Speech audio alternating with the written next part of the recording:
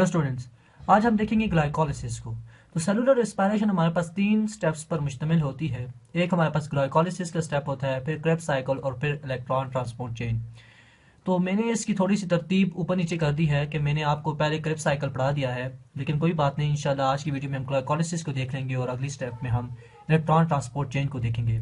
तो अगर आपने हमारी क्रेब्स साइकिल वाली वीडियो नहीं देखी तो आप ऊपर राइट कॉर्नर पर आई बटन पर क्लिक करके या डिस्क्रिप्शन में आप लिंक पर क्लिक करके उस वीडियो को भी देख सकते हैं और उस टॉपिक पर भी अपने कंसेप्ट को बिल्कुल क्लियर कर सकते हैं। तो आज की इस वीडियो में हम बेसिकली ग्लाइकोलिसिस के स्टेप को देखेंगे कि किस तरह से ग्लाइकोलिसिस का स्टेप अकर होता है।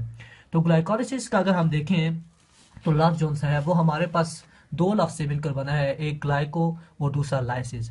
ग्लाइको कहते हैं ग्लूकोज को, जबकि लाइसिस कहते हैं स्प्लिटिंग या ब्रेक डाउन को। तो अगर हम इसकी डेफिनेशन को देखें तो डेफिनेशन इसकी ये है कि break down of glucose due to enzyme और the enzymatic break down of glucose is known as glycolysis. यानी किसी भी ग्लूकोज मॉलिक्यूल को इस तरह से ब्रेक डाउन करना कि उसमें एंजाइम्स की अमल दखल हो, यानी एंजाइम की मदद से ग्लूकोज के ब्रेक डाउन को हम ग्लाइकोलिसिस कहते हैं। ये किस तरह से होता है इसको हम देखते हैं और इंशाल्लाह इस वीडियो में आपको मैं एक बात बताना चाहता हूं कि मैं इंशाल्लाह आपको इस वीडियो में एक पूरी डिटेल दूंगा ग्लाइकोलिसिस की और कोशिश करूंगा कि आपको स्ट्रक्चर्स की मदद से आपको मैं बताऊं ताकि आपके कंसेप्ट बिल्कुल क्लियर हो जाए और आपको पता चले कि फॉस्फेट ग्रुप जो सा अटैच होता है किसी भी मॉलिक्यूल से और किस पोजीशन पर अटैच है, तो उसको मैं आपको स्ट्रक्चर की मदद से बताऊंगा। तो इसलिए लिहाजा आपने वीडियो को आखिर तक जरूर देखना है और अगर आपको वीडियो अच्छी लगे तो उसको लाइक और शेयर करें और कमेंट बॉक्स में हमें ज़रूर कमेंट करके बताएं। और अगर आपने हमारे चैनल को अभी तक सब्सक्राइब नहीं किया तो सब्सक्राइब भी कर लें ताकि आपको नोटिफिकेशन मिलते रहें। तो ग्लाइकोलिसिस के स्टेप पर हम आते हैं। तो ग्लाइकोलिसिस को हम EMP पाथवे भी कहते हैं, EMP पाथवे। अब EMP पाथवे हम इसको क्यों कहते हैं? इस बेसिस पर कहते हैं कि जर्मन साइंटिस्ट थे हमारे पास जिन्होंने इसको डिस्कवर किया सबसे पहले, उस बेसिस पर हम इसको EMP पाथवे कहते हैं। तो अब हम देखते हैं कि EMP पाथवे से बनता क्या है। तो EMP 3 साइंटिस्ट का नाम था जिसने इसको डिस्कवर किया था। ई से हमारे पास एक साइंटिस्ट था, जर्मन साइंटिस्ट, जिसका नाम था एम्बडेन। दूसरा जो सा साइंटिस्ट था हमारे पास एम से, वो था मेयरहॉफ। और तीसरा साइंटिस्ट था हमारे पास पार्नेस। ये 3 साइंटिस्ट थे जिन्होंने इस स्टेप पर वर्कआउट किया, ग्लाइकोलिसिस को डिस्कवर किया और बताया कि ग्लाइकोलिसिस किस तरह से अकर होता है हमारे सेल्स के अंदर। तो अब ग्लाइकोलिसिस की अगर मैं आपको जगह बताऊं, अकरेंस बताऊं कि यह ग्लाइकोलिसिस किस जगह पर होता है, तो ये हमारे साइटोसोल के अंदर होता है, यानी ये साइटोप्लाज्म के अंदर होता है हमारे सेल के। और ये जो सा ग्लाइकोलिसिस है हमारे पास प्रोसेस, ये 2 फेसेस पर मुश्तमिल होता है, यानी ये 2 स्टेप्स में मुकम्मल होता है। हमारे पास एक फेज इसका कहलाता है प्रिपरेटरी फेज, या जिसको हम इन्वेस्टमेंट फेज भी कहते हैं, इन्वेस्टमेंट फेज। और दूसरा हमारे पास जो सा स्टेप है उसको हम कहते हैं ऑक्सीडेटिव फेज, या उसको हम पे ऑफ फेज भी कहते हैं। अब हम इसको स्टेप वाइज देखते हैं कि ऑक्सीडेटिव और प्रिपरेटरी फेज हमारे पास ग्लाइकोलिसिस में किस तरह से होता है और इसको हम स्ट्रक्चर्स की मदद से देखने की कोशिश करते हैं। तो सबसे पहले हम देखते हैं कि प्रिपरेटरी फेज में क्या होता है। तो जैसा कि मैंने आपको बताया कि प्रिपरेटरी फेज को हम इन्वेस्टमेंट फेज भी कहते हैं क्योंकि इसमें हम ATPs का यूज़ करते हैं। अब आपको जहन में एक क्वेश्चन अराइज हो रहा होगा कि हम तो ग्लाइकोलिसिस की मदद से एंजाइम की मदद से हम ग्लूकोज को ब्रेक डाउन करके हम तो ATP हासिल करना चाहते हैं। तो यहाँ पर तो उल्टा काम हो रहा है कि हम इसको ATP दे रहे हैं, लेकिन ये बात नहीं है। आपको मैं एक छोटी सी एग्जांपल से समझाना चाहूँगा कि हम किसी भी, अगर मिसाल के तौर पर हम चाहते हैं कि किसी भी कारोबार से हमें ज़्यादा मुनाफा हासिल हो, तो ज़रूरी बात है कि हम उसमें कुछ ना कुछ इन्वेस्ट भी करें। तो लिहाजा यहाँ पर भी बिल्कुल सेम बात हो रही है कि हमें चाहिए कि हम इस प्रोसेस में कुछ थोड़े बहुत ATPs को इन्वेस्ट करें ताकि हम एक लार्ज अमाउंट ऑफ ATPs को प्रोड्यूस कर सकें। इसलिए यहाँ पर हम इस फेज में ATPs को प्रोड्यूस करेंगे, इन्वेस्ट करेंगे, जो कि आगे जाके अगले स्टेप में ऑक्सीडेटिव फेज में हमें वो ATPs दुगना करके हमें मिल जाएंगे। तो यही इस मेन इसका फंक्शन ये है ATPs के यूज़ करने का कि यहाँ पर ये करेक्शन को कैरी आउट करेगा और आगे जाके हमारे पास ATPs को प्रोड्यूस करेगा। तो सबसे पहले क्योंकि ग्लाइकोलिसिस है और इसमें ब्रेक डाउन ऑफ ग्लूकोज हो रही है, तो अगर मैं आपको इसका जनरल रिएक्शन पहले बता दूं और फिर मैं आपको स्ट्रक्चर की मदद से बताता हूँ कि किस तरह से होता है। तो पहले स्टेप को अगर मैं आपको बताऊँ तो इसको हम कहते हैं फास्फोराइलेशन। अब इसको फास्फोराइलेशन क्यों कहते हैं, ये इसलिए मैं आपको हेडिंग्स भी साथ में बता रहा हूँ ताकि आपके नोट्स भी साथ साथ बनते जाएं, क्योंकि अक्सर एग्जाम्स बोर्ड एग्जाम में भी पूछा जा सकता है, तो ताकि आपके साथ साथ उस एग्जाम के लिए भी तैयारी होती जाए और साथ साथ ईटा के भी होती जाए। तो सबसे पहले इस स्टेप को हम नाम देते हैं फास्फोराइलेशन। फास्फोराइलेशन। अब फास्फोराइलेशन हमारे पास क्या है, फास्फोराइलेशन कहते हैं, आप अपने पास नोट कर लें, मैं आपको बोलता हूँ कि the addition of inorganic phosphate to the organic molecule is known as phosphorylation, यानी किसी भी इनऑर्गेनिक फास्फेट का ऑर्गेनिक मॉलिक्यूल के साथ मिल जाना, उसके साथ रिएक्शन करना, उसको हम फास्फोराइलेशन कहते हैं। तो इसी सेम प्रोसेस में हम देखते हैं कि ग्लाइकोलाइसिस में ये प्रोसेस किस तरह से होता है। तो सबसे पहले हम लेते हैं ग्लूकोज का मॉलिक्यूल, जो कि हमारे पास आपको पता है 6 कार्बन कंपाउंड है। तो ग्लूकोज जो कि 6 कार्बन कंपाउंड है, ये एक एंजाइम्स की मदद से हमारे पास कन्वर्ट हो जाता है ग्लूकोज 6 फॉस्फेट में, ग्लूकोज 6 फॉस्फेट में। और यहाँ पर जो सा एंजाइम इन्वॉल्व होता है उसका मैं आपको नाम बताऊं तो वो हमारे पास होता है हेक्सोकाइनेज। एंजाइम का नाम हमारे पास आ गया हेक्सोकाइनेज। इस एंजाइम की मदद से ग्लूकोज जो है वो हमारे पास ग्लूकोज 6 फॉस्फेट में कन्वर्ट हो जाता है। अब आपके जहन में क्वेश्चन पैदा होगा कि यहाँ पर ये 6 फॉस्फेट क्या चीज़ है और ये फॉस्फेट आया कहाँ से। जैसा कि मैंने आपको बताया कि यहाँ पर हम इन्वेस्ट करते हैं एटीपीज़ को, तो लिहाजा यहाँ पर एटीपीज़ को हम यूज़ करेंगे। तो एक एटीपी मॉलिक्यूल हम यहाँ पर इस रिएक्शन को देंगे जो कि इस रिएक्शन में हिस्सा लेगा और हमारे पास एडीबी जो सा है वो रिलीज हो जाएगा, जबकि यहाँ पर जो सा इनऑर्गेनिक फॉस्फेट था वो इस रिएक्शन में हिस्सा लेकर जाके इस कंपाउंड एक बना देगा जिसको हम कहेंगे ग्लूकोज 6 फॉस्फेट। अब ये 6 फॉस्फेट क्या चीज़ है, ये 6 फॉस्फेट हमें ये बता रहा है, पोजीशन बता रहा है कि ये ग्लूकोज में फॉस्फेट ग्रुप जो उनसे हमने एटीपी के लिया है वो किस जगह पर अटैच हुआ है। तो यहाँ पर ये 6 ये बता रहा है कि ग्लूकोज के 6 कार्बन पर ये फॉस्फेट जाके अटैच हुआ है। अब इसको मैं आपको स्ट्रक्चर की मदद से बताता हूँ कि किधर ये जाके अटैच हुआ है।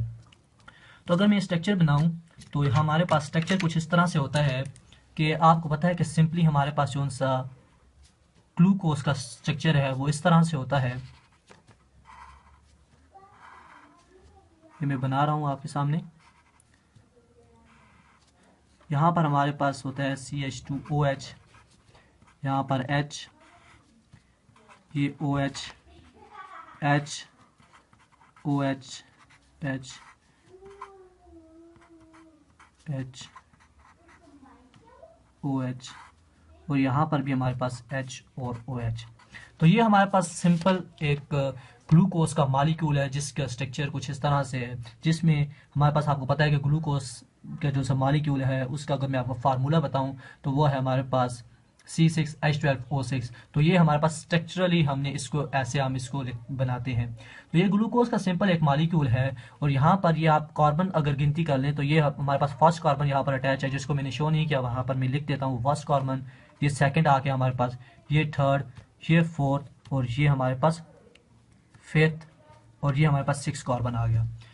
अब मैंने जैसा कि आपको रिएक्शन में बताया कि ग्लूकोज में जिस वक्त हम एक एटीपी से फॉस्फेट ग्रुप को इन करते हैं तो ये फॉस्फेट ग्रुप जाकर हमारे पास 6 कार्बन पर अटैच हो जाता है। अब यहाँ पर ये 6 कार्बन है, लिहाजा यहाँ पर आके फॉस्फेट मॉलिक्यूल जो इनऑर्गेनिक फॉस्फेट है वो वहाँ पर आके अटैच हो जाएगा और ये जिस एंजाइम की मदद से होगा वो हमारे पास होता है एक्सोकाइनेज। और ये प्रोसेस हमारे पास इरिवर्सिबल होता है, यानी ये रिवर्स नहीं हो सकता। तो यहाँ पर अगले स्ट्रक्चर अगर मैं बनाऊं कि ग्लूकोज 6 फॉस्फेट कैसा होगा, तो सेम ऐसी ग्लूकोज का मॉलिक्यूल बनाएंगे। ये जरूरी नहीं है कि आप इस स्ट्रक्चर को याद रखें, बस आपको मैं सिर्फ समझाने के लिए ऐसे स्ट्रक्चर साथ में ड्रा कर रहा हूं ताकि आपकी कंसेप्ट बिल्कुल ही क्लियर हो जाए। वैसे इतना ज़रूरी है, आपको सिर्फ जनरल रिएक्शन पता होना चाहिए और एंजाइम का नाम पता होना चाहिए, ये ज़रूरी है। और अक्सर ईटा में या नीट में एंजाइम्स के नाम पूछे जाते हैं, लिहाजा आपने इनको अच्छी तरीके से याद रखना है। तो इस स्ट्रक्चर में मैं सारे आइटमों के नाम नहीं लिखता, मैं डायरेक्ट आपको बताता हूँ कि 6 कार्बन पर किस तरह से फॉस्फेट अटैच है। तो ये हमारे पास, जैसा कि मैंने आपको बताया कि यहाँ पर 6 कार्बन यहाँ पर अटैच होता है, तो ये 6 कार्बन हमारे पास आ गया CH2 और यहाँ पर O वैसे ही है और यहाँ पर फॉस्फेट जो है वो अटैच होगा तो यहाँ पर हाइड्रोजन को यहाँ पर रिमूव करेगा, हमारे पास फॉस्फेट का मॉलिक्यूल अटैच हो जाएगा। तो ये हमारे पास आ गया फॉस्फेट का मॉलिक्यूल। लिहाजा इस तरह से हमारे पास जिस वक्त एटीपी से एक इनऑर्गेनिक फॉस्फेट अंदर जाता है तो वो ग्लूकोज के 6 कार्बन के साथ अटैच हो जाता है, जैसा कि यहाँ पर मैंने आपको शो किया है। तो इस तरह से पहला स्टेप हमारे पास मुकम्मल होता है कि फास्फोराइलेशन होती है, यानी फास्फेट जो सा है वो कन्वर्ट होता है, सॉरी ग्लूकोज जो सा है वो कन्वर्ट होता है ग्लूकोज 6 फॉस्फेट में। अब मैं अगले पेज पर चला जाता हूँ। तो अगले पेज पर हम देखते हैं दूसरा स्टेप। टोटल इसके 10 स्टेप हैं हमारे पास ग्लाइकोलिसिस के, तो हम इसको नंबर वाइज देखते जाते हैं। अब दूसरा स्टेप है हमारे पास जिसको हम आइसोमराइजेशन कहते हैं। तो हमारे पास दूसरा स्टेप आ गया, तो मैं मार्कर अगर दूसरा दे दूं तो हमारे पास दूसरा स्टेप है आइसोमराइजेशन। अब आइसोमराइजेशन क्या है? आइसोमराइजेशन कहते हैं the formation of isomer is known as isomerisation.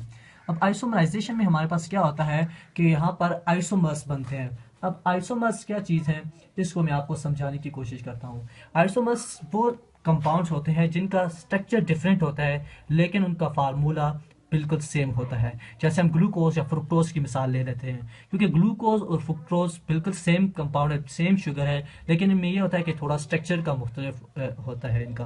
तो अब हम देखते हैं कि इस स्टेप में हमारे पास आइसोमराइजेशन कैसे होती है। तो इसमें ये होता है हमारे पास इस स्टेप में कि ग्लूकोज 6 फॉस्फेट जोन सा है वो हमारे पास कन्वर्ट हो जाता है फ्रुक्टोज 6 फॉस्फेट में। और ये किस तरह से होता है इसको मैं आपको बताता हूँ। पहले हम इसका जनरल रिएक्शन वैसे ही पिछली स्टेप की तरह लिखते हैं और फिर इसको स्ट्रक्चर की मदद से समझते हैं। तो हमारे पास ग्लूकोज 6 फॉस्फेट है जो कि हमारे पास कन्वर्ट हो जाता है फ्रुक्टोज 6 फॉस्फेट में। और ये किस तरह से होता है, ये हमारे पास यहाँ पर जो सा एंजाइम इन्वॉल्व होता है उसका अगर मैं आपको नाम बताऊं तो वो होता है फास्फोहेक्सो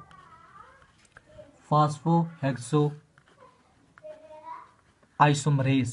क्यों आइसोमरेज? क्योंकि यहाँ पर आइसोमराइजेशन हो रही है, लिहाजा हमारे पास जो एंजाइम का नाम होगा वो भी आखिर में आइसोमरेज आएगा। तो हमारे पास एंजाइम का नाम आ गया फास्फोहेक्सो आइसोमरेज। ये एंजाइम है जो कि ग्लूकोज 6 फॉस्फेट को फ्रुक्टोज 6 फॉस्फेट में कन्वर्ट करता है। और यहाँ पर ये जो दोनों कंपाउंड है ये एक दूसरे के आइसोमर है। और यहाँ पर इस रिएक्शन में जो सा एक को एंजाइम हमारे पास को फैक्टर इन्वॉल्व होता है वो होता है हमारे पास मैग्नीशियम का आयन, जो कि इस रिएक्शन को फैसिलिटेट करता है कि वो आगे जाके दूसरे कंपाउंड में कन्वर्ट हो। और ये जो सा प्रोसेस है ये रिवर्सेबल है क्योंकि ये दोनों एक दूसरे के आइसोमर्स हैं और एक दूसरे में कन्वर्ट हो सकते हैं। अब हम इसको स्ट्रक्चर की मदद से देखते हैं कि किस तरह से स्ट्रक्चर से हम इसको समझ सकते हैं। तो वही अगेन हमारे पास ग्लूकोज 6 फॉस्फेट मॉलिक्यूल हम बनाएंगे। तो ये हमारे पास ग्लूकोज 6 फॉस्फेट आ गया। ये इसके यहाँ पर OH और H कंपाउंड साथ में लगे हुए हैं, अटैच हैं, उसको मैं नहीं लिखता, सिर्फ मैं यहाँ पर शो करता हूँ कि हमारे पास फॉस्फेट कहाँ पर अटैच है, क्योंकि ताकि आपका टाइम ज़्यादा से ज़्यादा बच सके। वो ये थोड़ी शायद लंबी वीडियो जाए क्योंकि इसके 10 स्टेप हैं और इसको मैं डिटेल से समझा रहा हूँ आपको, इसलिए लंबी हो सकती है। लेकिन आपने घबराना नहीं है और आखिर तक इस वीडियो को देखना है। और यहाँ से आपको कोई पॉइंट समझ ना आए तो आप इसको पॉज करके इस वीडियो को रिवाइंड करके दोबारा से देख लें और अपने दोस्तों को भी बताएं हमारे चैनल के बारे में। तो यहाँ पर जैसा कि मैं आपको बताया पिछले स्टेप में, यहाँ पर फॉस्फेट मॉलिक्यूल हमारे पास अटैच होता है और ये फॉस्फेट जोन सा है, अब क्योंकि ये आइसोमराइज हुआ है फ्रुक्टोज 6 फॉस्फेट में तो यहाँ पर ये कन्वर्ट हो जाता है हमारे पास फ्रुक्टोज 6 फॉस्फेट मॉलिक्यूल में ड्यू टू फास्फोहेक्सोस आइसोमरेज एंजाइम। तो अब फ्रुक्टोज 6 फॉस्फेट का हम स्ट्रक्चर बनाते हैं। तो ये हमारे पास फ्रुक्टोज 6 फॉस्फेट का स्ट्रक्चर मैं बना रहा हूँ आपके सामने। ये हमारे पास तो इस तरह से इसका स्ट्रक्चर होता है हमारे पास। यहाँ पर इसका कार्बन अटैच होता है, यहाँ पर OH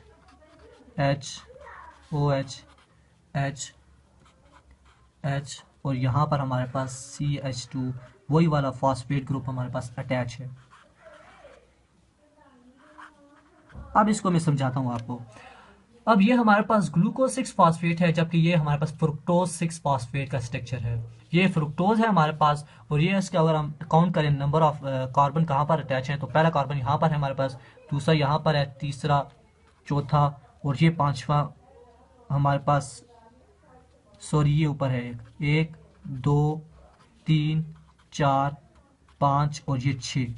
यानी यहाँ पर फ्रुक्टोज में भी यही सेम काम है कि जो सा फॉस्फेट ग्रुप है वो हमारे पास अटैच है 6 कार्बन के साथ और ये इस कंपाउंड को बनाता है जिसको हम फ्रुक्टोज 6 फॉस्फेट कहते हैं। अब अगले स्टेप पर जाते हैं कि अगले स्टेप पर हम क्या देखते हैं। तो अगले स्टेप को हम कहते हैं, अगर मैं आपको इसका नाम बताऊं, तीसरा जो सा स्टेप है उसको हम अगेन कहते हैं फास्फोराइलेशन। तो अगेन हमारे पास तीसरा स्टेप आ गया जिसको हम फास्फोराइलेशन कहते हैं। फास्फोराइलेशन,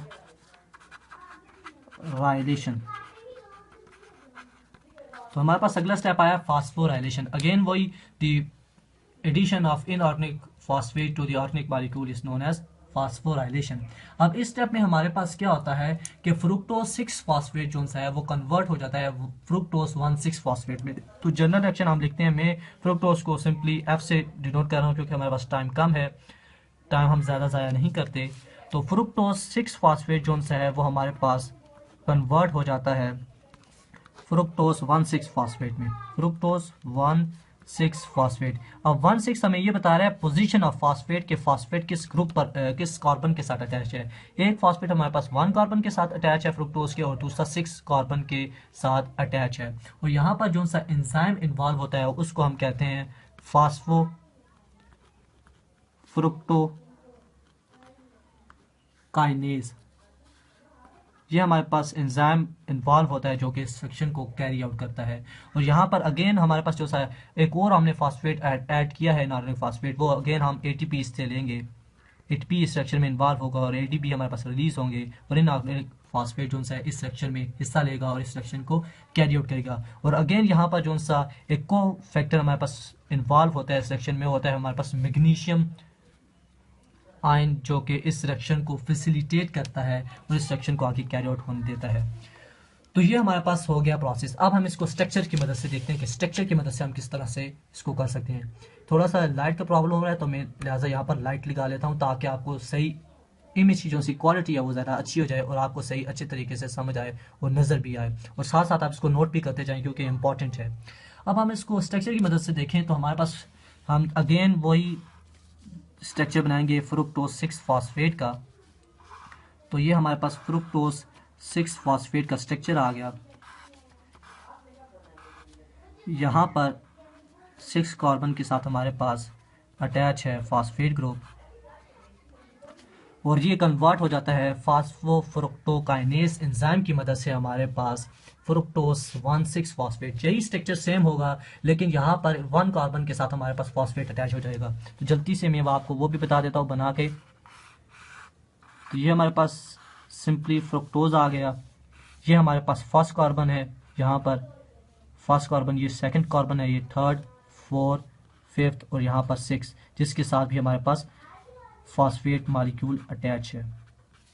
और ये फर्स्ट कार्बन है हमारे पास, तो फर्स्ट कार्बन के साथ भी हमारे पास हाइड्रोजन रिमूव करते हुए यहाँ पर फॉस्फेट ग्रुप अटैच हो जाएगा और ये कंपाउंड हमारे पास बन जाएगा 1,6 फ्रुक्टोज, या हम इसको कह सकते हैं कि फ्रुक्टोज 1,6 फॉस्फेट।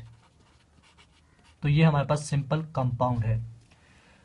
तो इस तरह से हम स्ट्रक्चर की मदद से भी हम इसको देख सकते हैं। अब हम मैं दूसरा पेज यूज़ करता हूँ, एक पेज तो मैंने ख़त्म कर दिया है, तो मैं दूसरा पेज अगर यहाँ पर यूज़ करूँ तो हमारे पास अगले स्टेप में क्या होता है कि अगला चौथा स्टेप जो सा है वो हमारे पास होता है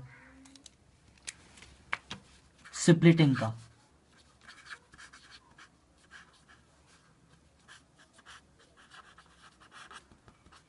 अब इस स्टेप में क्या होता है कि हमारे पास जो सा फ्रुक्टोज 1,6 फॉस्फेट है, मैं जल्दी से आपको बता दूं, फ्रुक्टोज 1,6 फॉस्फेट वो 2 कंपाउंड में आइसोमर्स में कन्वर्ट हो जाता है। तो पहला कंपाउंड जो सा है हमारे पास वो होता है, मैं अगर बताऊंगा आपको, तो पहला कंपाउंड हमारे पास होता है जिसको हम डिनोट करते हैं G3P से या PgAl से। अब G3P या PgAl कौन से कंपाउंड है? जो G3P कंपाउंड है हमारे पास उसको हम कहते हैं ग्लिसरल्डिहाइड 3 फॉस्फेट, और इसी का हम दूसरा नाम भी लेते हैं 3 फॉस्फोग्लिसरल्डिहाइड। ये दो इसके सेम कंपाउंड है, इसके दो तरीके से हम इसको लिख सकते हैं, बोल सकते हैं। तो एक है हमारे पास ग्लिसरल्डिहाइड 3 फास्फेट, वो दूसरा इसी का ही नाम है कि 3 फास्फेट ग्लिसरल्डिहाइड। और इसमें ये जो सा 3 है ये पोजीशन को डिनोट कर रहा है। फास्फेट जो सा है वो हमारे पास ग्लिसरल्डिहाइड ग्रुप में हमारे पास तीसरे कार्बन पर मौजूद है, अटैच है उसके साथ। और दूसरा जो सा हमारे पास कंपाउंड बनता है वो होता है, उसको हम लिखते हैं, डिनोट करते हैं ढब से। ढब हमारे पास बनता है, इसको अगर मैं आपको फुल फॉर्म बताऊँ, डाई हाइड्रोक्सी एसीटोन फॉस्फेट, ये इसका पूरा नाम है। ये दो कंपाउंड्स बनते हैं जो कि एक दूसरे के आइसोमर्स हैं और एक दूसरे में कन्वर्ट हो सकते हैं, आइसोमर्स हैं, यानी ये दोनों एक दूसरे के आइसोमर है। और यहाँ पर जो सा एंजाइम इन्वॉल्व होता है वो हमारे पास होता है अल्डोलेज। अल्डोलेज ये एंजाइम हमारे पास इन्वॉल्व होता है जो कि इस रिएक्शन को कैरी आउट करता है। और अगेन यहाँ पर जो सा कोफैक्टर इन्वॉल्व होता है वो मैग्नीशियम आयन इन्वॉल्व होता है। अब हम इसको स्ट्रक्चर की मदद से देखते हैं। तो अगेन हमारे पास वही सेम स्ट्रक्चर है कि ग्लूकोज फ्रुक्टोज 1,6 फास्फेट जो सा है वो कन्वर्ट हो जाता है। तो हम उसका पहले स्ट्रक्चर बना देते हैं फ्रुक्टोज 1,6 फास्फेट का। ये उसका स्ट्रक्चर आ गया। यहाँ पर फर्स्ट कार्बन के साथ उसके फास्फेट ग्रुप अटैच है और यहाँ पर 6 कार्बन के साथ उसका फास्फेट ग्रुप जो है वो अटैच है। और ये कन्वर्ट होता है हमारे पास दो कंपाउंड में, जैसा कि मैंने आपको जनरल रिएक्शन में बताया, G3P PGL जिसको हम कहते हैं, या ढब में दो कंपाउंड बनते हैं। तो सबसे पहले मैं आपको बताता हूँ कि ग्लिसरल्डिहाइड 3 फास्फेट का स्ट्रक्चर किस तरह से है। तो स्ट्रक्चर हमारे पास कुछ इस तरह से होता है। ये मैं आपको ग्लिसरल्डिहाइड 3 फास्फेट का बता रहा हूँ कि उसका स्ट्रक्चर इस तरह से होता है। आपको सिर्फ मैं पोजीशन बताने के लिए स्ट्रक्चर बना रहा हूँ, वैसे ये ज़रूरी नहीं है। तो हम इसका अभी काउंटिंग करते हैं कि कौन कौन कार्बन की। ये फर्स्ट कार्बन आ गया, ये 2 कार्बन आ गया, ये 3। जैसा कि मैंने आपको नाम बताया कि इसका नाम है ग्लिसरल्डिहाइड 3 फास्फेट, तो लिहाजा 3 कार्बन के साथ हमारे पास फास्फेट अटैच है। तो आप इस स्ट्रक्चर में देख सकते हैं कि ये फास्फेट जो सा ग्रुप हमारे पास 3 कार्बन के साथ अटैच है, इसलिए हम इसका नाम रखते हैं ग्लिसरल्डिहाइड 3 फास्फेट। और ग्लिसरल्डिहाइड हम इसको क्यों कहते हैं, क्योंकि हमारे पास यहाँ पर इसमें एल्डिहाइड ग्रुप मौजूद होता है, जिस बिना पर हम इसको ग्लिसरल्डिहाइड 3 फास्फेट कहते हैं। तो स्टूडेंट्स हमारे पास ये दूसरा जो सा इसके साथ स्ट्रक्चर बनता है, मालिक्यूल बनता है, वो होता है डाई हाइड्रोक्सी एसीटोन 3 फास्फेट, जिसका स्ट्रक्चर मैंने आपके सामने बना दिया है। उसमें आप देख रहे हैं कि हमारे पास यहाँ पर कीटोन ग्रुप मौजूद है। अब एसीटोन हम इसको क्यों कहते हैं, क्योंकि आपको पता है कि 3 कार्बन कीटोन को हम एसीटोन कहते हैं। और ये जो से कंपाउंड है इसमें 3 कार्बन के साथ 3rd कार्बन के साथ हमारे पास फास्फेट ग्रुप अटैच है, लिहाजा हम इस पूरे कंपाउंड को कहते हैं डाई हाइड्रोक्सी एसीटोन 3 फास्फेट। तो ये तो हो गया हमारे पास 4th स्टेप कि किस तरह से हमारे पास फ्रुक्टोज 1,6 फास्फेट कन्वर्ट होता है G3P में और ढब में। अब हम अगला स्टेप देखते हैं जो कि हमारे पास लास्ट स्टेप है हमारे पास प्रिपरेटरी फेज का या इन्वेस्टमेंट फेज का। वो होता है हमारे पास 5th स्टेप, जिसको हम आइसोमराइजेशन कहते हैं। अगेन हमारे पास लफ्ज आ रहा है आइसोमराइजेशन। ये आपको मैं 2-3 दफ़ा बता चुका हूँ कि फॉर्मेशन ऑफ आइसोमर्स को हम कहते हैं आइसोमराइजेशन। अब इस स्टेप में क्या होता है कि हमारे पास ढब जो है डाईहाइड्रोक्सी एसीटोन 3 फास्फेट, ये हमारे पास कन्वर्ट हो जाता है इनटू इसके आइसोमर, अपने आइसोमर में कन्वर्ट हो जाता है, जिसको हम कहते हैं ग्लिसरल्डिहाइड 3 फास्फेट में। और अब ये किस तरह से कन्वर्ट होता है तो इसको मैं आपको सिंपली बनाकर बता देता हूँ। तो ये हमारे पास डाईहाइड्रोक्सी एसीटोन 3 फास्फेट का स्ट्रक्चर है जो कि मैं आपको पहले भी बता चुका हूँ ऊपर। तो ये हमारे पास इस तरह से होता है और यहाँ पर 3 कार्बन के साथ हमारे पास फास्फेट ग्रुप अटैच है और ये हमारे पास कन्वर्ट हो जाता है इनटू इट्स आइसोमर, जिसको हम कहते हैं ग्लिसरल्डिहाइड 3 फास्फेट। और ये हमारे पास इसका स्ट्रक्चर किस तरह से होता है ये भी मैंने आपको पहले बना के बताया है, लेकिन मैं फिर अगेन यहाँ पर बना देता हूँ। तो इसका स्ट्रक्चर हमारे पास कुछ इस तरह से होता है और ये जिस एंजाइम की मदद से होता है उस एंजाइम का नाम भी मैं आपको बताता हूँ। पहले मैं इसका स्ट्रक्चर कंप्लीट कर लूँ। तो इस तरह से इसका स्ट्रक्चर होता है जो कि आपको मैंने पहले भी बताया। इसको हम कहते हैं G3P यानी। तो स्टूडेंट्स ये हमारे पास G3P है यानी ग्लिसरल्डिहाइड 3 फास्फेट का फार्मूला स्ट्रक्चर, और ये हमारे पास ढब का डाईहाइड्रोक्सी एसीटोन 3 फास्फेट का। अब यहाँ पर जो सा एंजाइम यूज़ होता है उसका अगर मैं आपको नाम बताऊँ वो होता है हमारे पास ट्रायोज फास्फेट आइसोमरेज। अब ये जो उनसे नाम है एंजाइम्स के वो आप इस इन कंपाउंड्स को देखकर भी बना सकते हैं। जैसा कि इसको मैं सिंपली आपको बता देता हूँ और आप दूसरों पर भी इसको सोच कर आप उनका भी नाम याद कर सकते हैं। क्योंकि यहाँ पर आप देख रहे हैं कि हमारे पास 3 कार्बन शुगर है, लिहाजा हमने यहाँ पर लफ्ज़ यूज़ किया ट्रायोज, और फास्फेट ग्रुप भी मौजूद है, लिहाजा हमने फास्फेट भी यूज़ किया, और ये आइसोमर में अपनी कन्वर्ट होता है, लिहाजा हम इसका नाम आइसोमरेज भी आगे यूज़ किया है। तो लिहाजा हमारे पास जो एंजाइम का नाम बनता है वो है ट्रायोज फास्फेट आइसोमरेज। अब हम तो ये हमारे पास टोटल 5 स्टेप थे हमारे पास प्रिपरेटरी फेज के या इन्वेस्टमेंट फेज में, जिसमें हम एटीपीज को यूज़ करते हुए हम रिएक्शन को आगे कैरी आउट करते हैं। तो आज क्योंकि वीडियो ये ज़्यादा लंबी हो गई है, लिहाजा मैं इस प्रिपरेटरी फेज पर ही इस वीडियो को ख़त्म करता हूँ, और इंशाल्लाह इसका दूसरा पार्ट भी लाऊंगा जिसमें आपको ऑक्सीडेटिव फेज या पे ऑफ फेज में भी बताऊंगा कि किस तरह से हमारे पास एटीपीज प्रोड्यूस होते हैं, और स्ट्रक्चर की मदद से आपको बताऊंगा, जिससे आपके कंसेप्ट और ज़्यादा क्लियर हो जाएंगे। तो आपने वो पार्ट भी देखना है और इस पार्ट को भी अच्छी तरीके से पढ़ना है, देखना है। जो स्टेप आपको समझना है आपने वीडियो को पॉज करके रिवाइंड करके दोबारा से देख लेना है, और कमेंट बॉक्स में हमें ज़रूर बताएं कि आपको ये वीडियो कैसी लगी, और लाइक भी करें और हमारे चैनल को प्लीज़ सब्सक्राइब करें ताकि आपको नोटिफिकेशंस मिलते रहें, और साथ में बेल आइकन को भी प्रेस कर दें ताकि आपको जो भी मैं नई वीडियो डालूँ उसका नोटिफिकेशन मिल जाए। तो आज की वीडियो के लिए इतना ही। इंशाल्लाह अगली वीडियो में आपके लिए ऑक्सीडेटिव फेस लाऊंगा, तो इस वीडियो को ज़रूर देखें और इसको शेयर भी करें। अल्लाह हाफिज़।